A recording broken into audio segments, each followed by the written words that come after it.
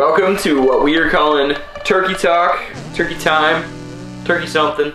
This is our Deer 30 during turkey season.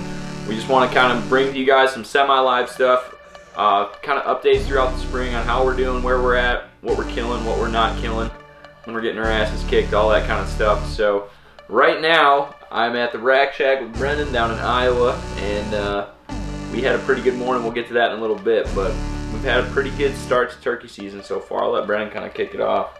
Yeah, it's Nick and Nate. We're out in Kansas hunting public land here last week. They were out there, I think, 4 or 5 days. They ended up killing a bird on the last day, and all public land. I think it was their first time ever hunting in Kansas. They were planning on hunting in Nebraska, but as most of you probably know, Nebraska closed the borders for non-resident turkey hunting.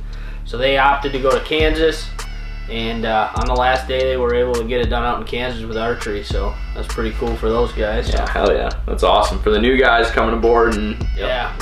Nick shot it, Nate was running the camera. Awesome. Yeah, it sounded like a pretty cool hunt too, so I'm probably see what the footage looks like from that one. Yeah, for sure.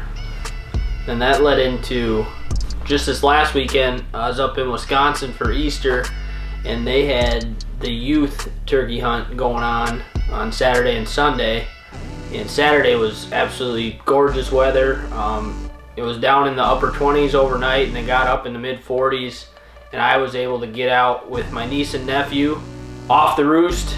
We were set up. I was actually outside of the blind filming, and my brother was in the blind with my niece and nephew, and Sawyer was up to bat, and we had a bird come in. She shot him at 6:05, so it was pretty much right off the limb. There were several toms roosted behind us. This one came out by himself. They were tucked into the baronet blind, and the bird came past it like 4 yards right in front of the blind, came out into the decoys, and Sawyer was able to get a good shot on him. But that was her first tom, her second turkey. I think she shot a Jake last year, but her first tom, and she was pretty fired up. And then it was her brother's turn, so we took her. She wanted to go home and show her mom, so we took her home and dropped her off with a bird, and me and my brother and Hudson went back out and actually struck one on public land, and he gobbled from a long ways, probably 500 or 600 yards away, and we almost thought about getting up and moving closer, but luckily we didn't, because we called a couple minutes later and he closed the distance, and he was on his way fast. And sure enough, we didn't get the kill on video on the second one, but that bird came in behind us and kind of hung up back behind us 20 or 30 yards, and my nephew was able to swing around and make a good shot on him, and both of them were tagged out and happier than hell. That's awesome. That's pretty sweet. Yeah, I guess it's been a pretty good youth season. I saw a lot of snaps of dead birds this weekend, and I heard that our boy Chad in northern Wisconsin took his daughter Nora out. They scored a bird. And one of the new guys, Dan, also took his son out, and they killed a bird. So all around, awesome to get those youth involved. They had perfect weather for it on Saturday, and got to go home and enjoy Easter on Sunday. And so yeah, pretty sweet. For sure. Yeah, and then we drove down to Iowa last night. Today's actually the opening day of season here in Iowa. And I bought a tag. We were planning on hunting today and tomorrow before we head back to Wisconsin for the opener. But we had a pretty action-packed morning. We didn't end up killing one until 1 o'clock this afternoon, but this morning was definitely no shortage. I kind of want to hear Dylan's perspective on Yes, that. So this year we kind of wanted to focus a lot more on, with Breaking Spring, on the footage and just trying to milk it out and get the best footage as possible of the birds. And so we kind of went into it with that mindset this morning of trying to grease one, like get the best possible footage. So first setup, we had 2 birds come in, just perfect it seemed like, and they got a little spooky at about 35 yards and hung up there, and I mean they were strutting and gobbling there at 35 yards, but they didn't quite finish.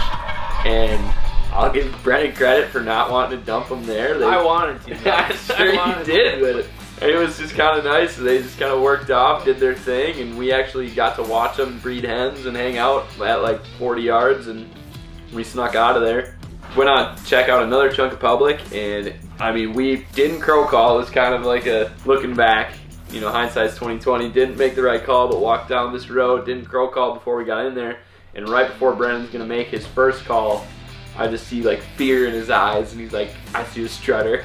And I mean, it was probably 70 yards. These birds are working up the ridge towards us, and we hit the dirt and started crawling and made a play on them, and they weren't real interested. They were with a bunch of hens, and we pulled out and got around to another ridge that we knew they were working towards, set up again, and these birds, without making a peep, all of a sudden were within 30 yards again.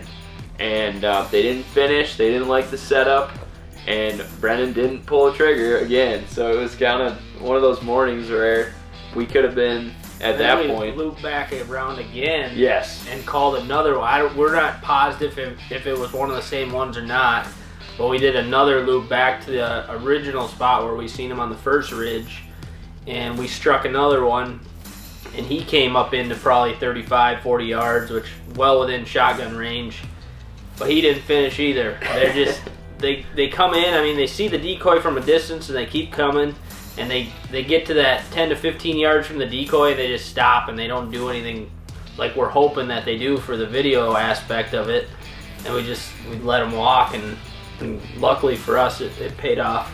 Yeah, so then we went, packed up, moved, chopped, bit, and set up on a farm that Brennan can hunt. And it was one of those midday setups, kind of set up the decoys, relax, get comfy, and I was just starting to doze off, and Brennan hit the call, and one cut him off. And sure enough, 5 minutes later, a bunch of crows actually flew over and got him fired up again. And we're sitting there wondering where he's at, where he's going to come out, and we just hear, and it was close. I mean, he was, all of a sudden, then it was this bluehead come over the hill, and this bird put on a show. Like this, that is exactly what I wanted.